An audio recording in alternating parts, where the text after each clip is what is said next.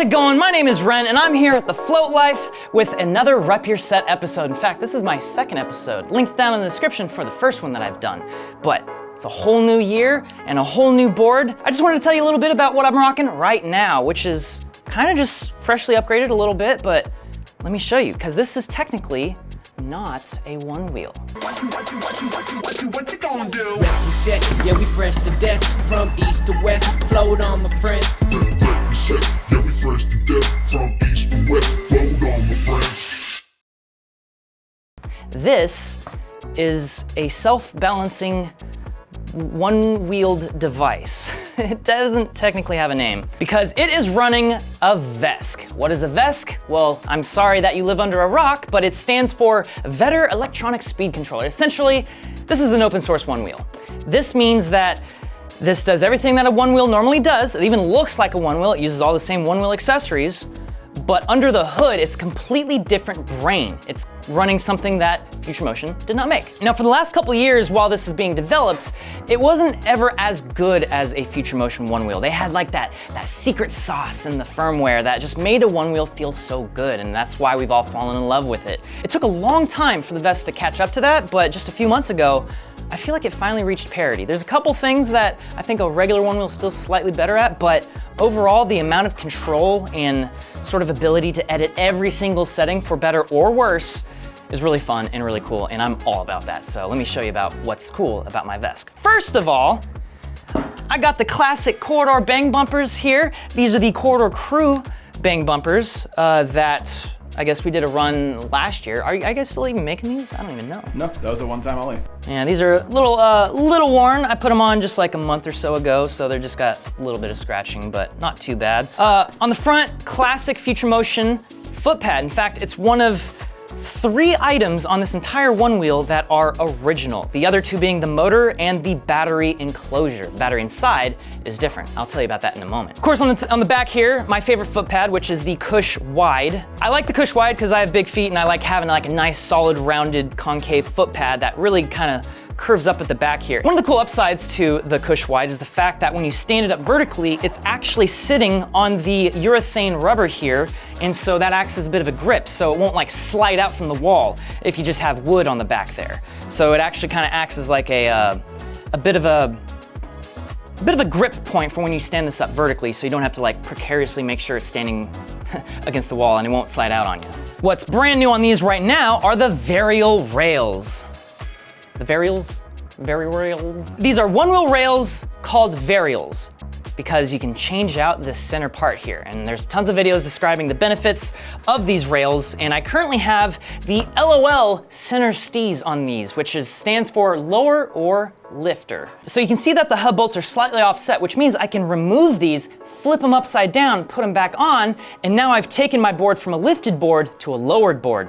Advantages of lowered boards is that you get a lower center of gravity and it makes your feet feel a little bit more glued to the board. And that's something you get out of the WTF rails, or that sort of W profile on the rails. Yeah, biggest advantage of the Varials is that I can take off these center parts here without having to dismantle the entire board, which is a bit of a thing. You know, I've done it enough times now that it's like not that big of a deal, but you're still having to take out like over a dozen screws and put stuff back together. It's a bit of a thing. This, in theory, makes it very easy. You just take out like these 6 screws on each side, put them back in, and it's pretty easy, pretty quick. I'm excited to actually like get more center steezes here. I'm really looking forward to getting the W versions of these, but there aren't currently any in the warehouse right now, so lol. Next, we have the Enduro tire. Pretty much one of the best tires out there for the one wheel right now, designed from the ground up for one wheeling, as opposed to just grabbing a go-kart tire and being like, yeah, it has treads, it's pretty sweet. The thing I love most about the Enduro tire is its ability to corner very well. So it's got like a nice flat spot on the top, so it's stable at high speed, but when you try to turn, it really likes to hold that turn nicely, as opposed to other tires which feel like they'll either slip out on you or it won't turn and then all of a sudden it wants to turn all the way. Don't want that. And lastly, I got the shorties on the front and back here. It's not quite up a full fender setup here, but it's enough to kind of prevent rocks from getting up on top of the footpad here, which can cause slip out with your feet, because when you have a bunch of tiny little rocks or like sand and whatnot, they kind of act like ball bearings and your feet just slide right off. That's how the pyramids were made. Don't know why I went there, but it's true.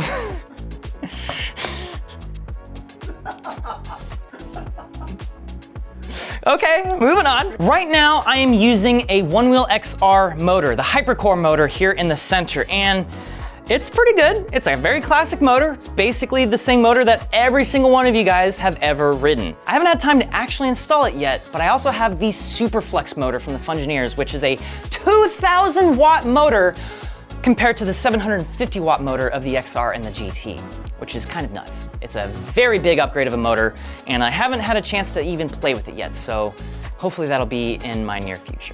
If you're familiar with Onewheels, you know that the battery's in the back and the brains are in the front. And my battery is the CBCSO from Chai Battery Systems. I think I have the P28A cells inside, so these cells are rated for high amperage discharge so that I can pull power out of it very nicely, at the sacrifice of a little bit of range. If I was to choose again, I might go with the higher range battery cells because I think I'm not maxing out the current from this thing anyway. So I probably would have wanted a little bit more range. This doesn't actually go all that far. I think I max out around like 10 or 12 miles. It's not that far. I think the CBCSO has been discontinued, so I wouldn't look into it too much right now. There's a bunch of other 20S batteries that are, you know, starting to enter the market. At Mario Contino, Z Battery Solutions,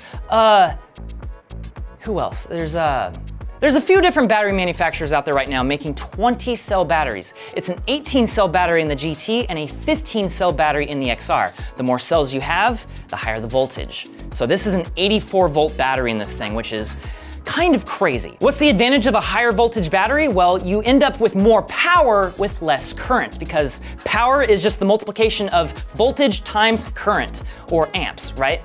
And so if you want more power, you just pull more amps, but more amps increases heat. Some of your components kind of can't handle that.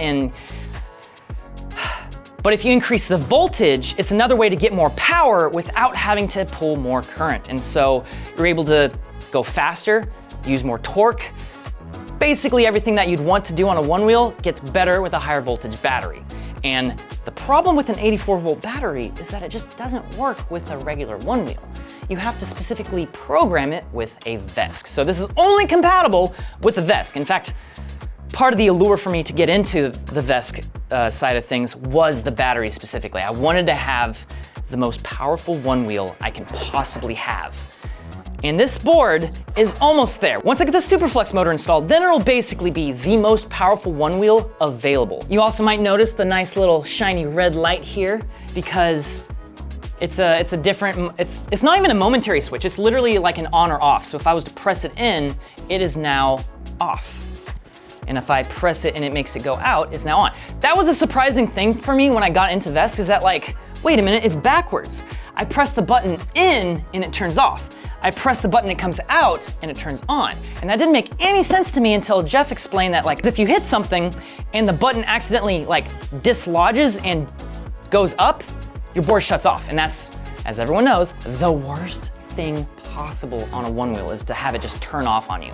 And so this is a bit of a safety feature. It's spring loaded to always be on. In fact, you have to depress the spring to turn it off. The VESC controller in this is the Lil Fokker V3, not the 3.1, not a Trampa, that one. There's a bunch of different VESCs, because VESC actually came about from like the electric skateboard, electric bike, electric scooter industries. It's like we needed an open source version of those, but it's only really been the last couple years, and really more specifically just the last few months, that the Onewheel side of VESC has actually gotten really good.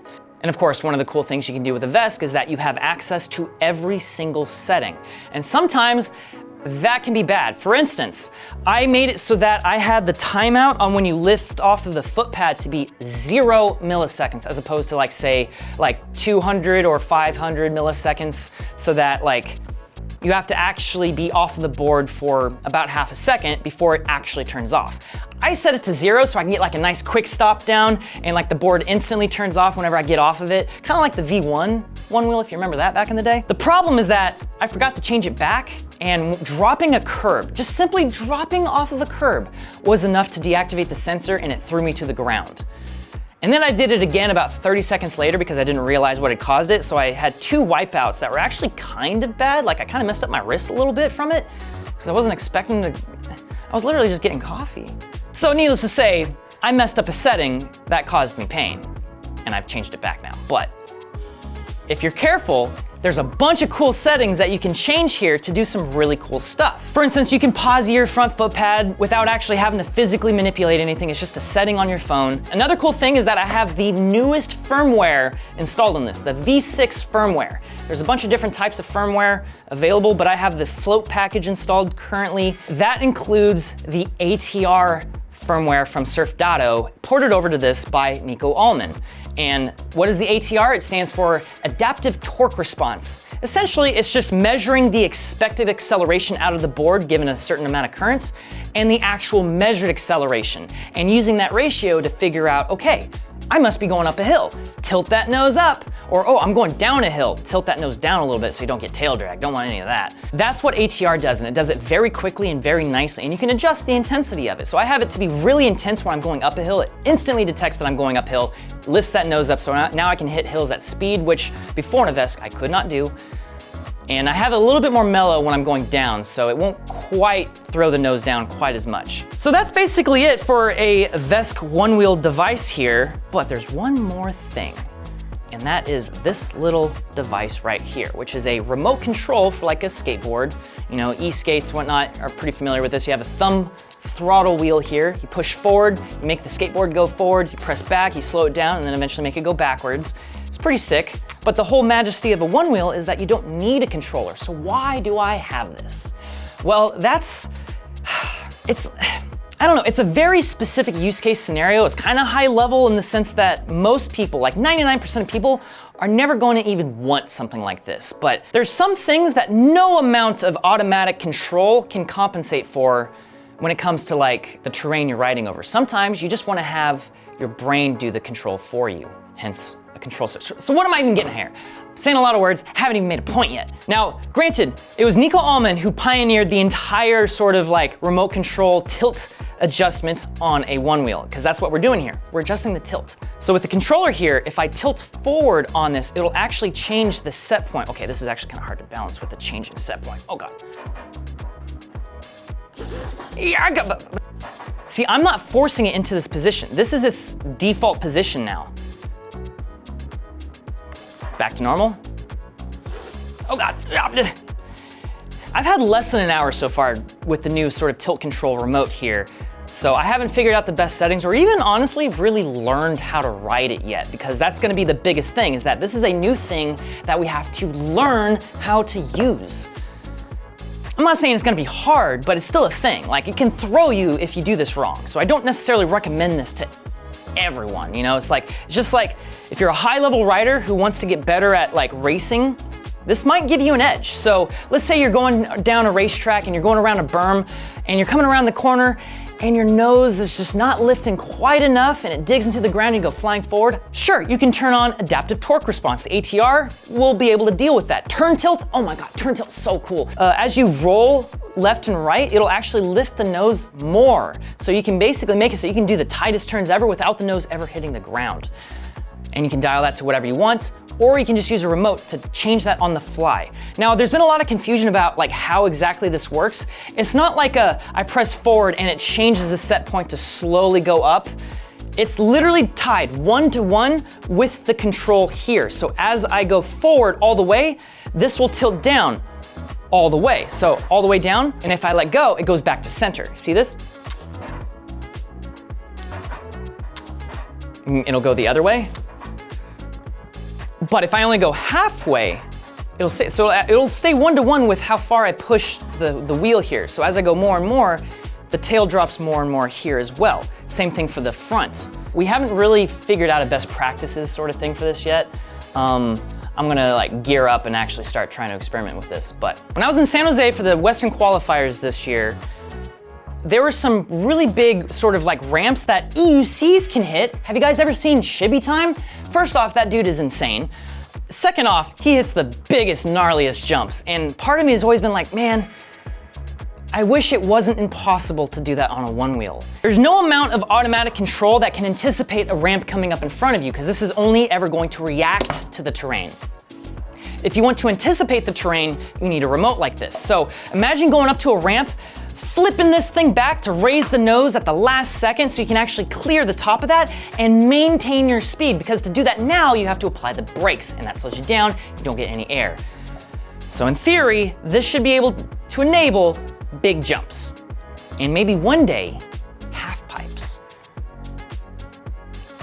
So needless to say, I am just in love with the new sort of wave that we have right now with the technology coming out around one-wheeling, because without any competition, the board has been kind of, I don't want to throw shade at Future Motion, but you know, we've not really seen too much innovation over the course of several years with the board. I mean, the XR was around for like 3 or 4 years before the GT finally came out, and the GT's been basically out for a little less than a year. And the GT, I love the GT. I have 2 of them. They're very, very good boards in my opinion, despite what most of the people here might say. So, I think VESC is going to be good for everyone because it's going to apply some pressure on Future Motion to incorporate the best features into Future Motion products in the future. Future. And that's it, you know? Onewheels, we all love them. I love them a lot. It's kind of my biggest passion. Thank you so much for, you know, watching this whole video, chilling with us as we go through what I've got rocking right now. I'm sure this will change pretty dramatically over the next few months once I get the new motor and the W center steezes on it. Very excited about that. Yeah, thanks for watching and subscribe to TheFloatLife, and I will see you in probably one other video here shortly. So I guess the last thing to say before I depart is float on, my friends. Thanks for watching. See you later.